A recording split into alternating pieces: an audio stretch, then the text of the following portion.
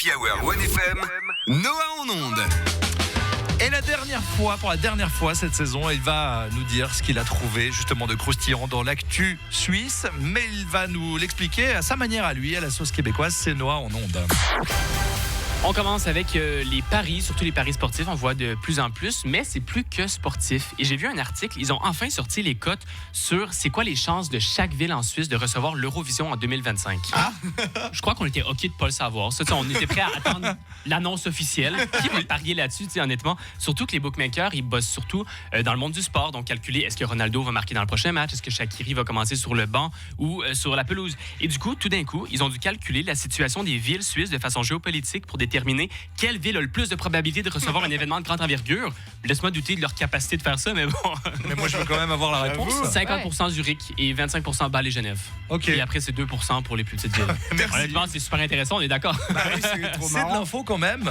Merci Noah, tu vois, on apprend des choses. Ouais.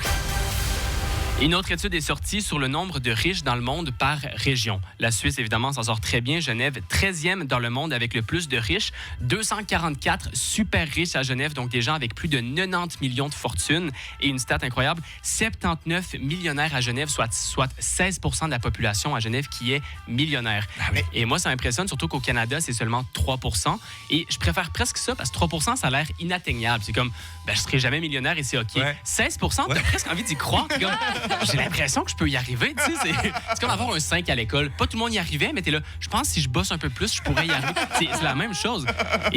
Et ça crée des entreprises des fois un peu farfelues parce qu'il y a beaucoup de riches. À Lugano, depuis 65 ans, existe Boltina, une entreprise de fabrication de peignes haute gamme. Oui. Donc, ils font des peignes normaux, des peignes à moustache, à sourcils, des peignes pour chauves. Et leur explication, pourquoi les chauves devraient se priver l'incroyable sensation de se peigner? Ma réponse, parce qu'ils sont chauves, mais ça, c'est réglé. Et le concept de s'acheter un peigne à sourcils, juste s'acheter ça et s'en acheter un de luxe, t'as trop d'argent, mon gars, vous achetez un peigne à sourcils de luxe. C'est vrai. Et on termine avec un article qui est sorti dans le 20 minutes pour parler des klaxons qu'il va y avoir durant l'Euro suite à des victoires. Les pays, surtout les gens de pays, donc sortent pour célébrer la victoire de leur pays, que ça sert à rien de se plaindre parce que ça va y arriver quoi qu'il arrive.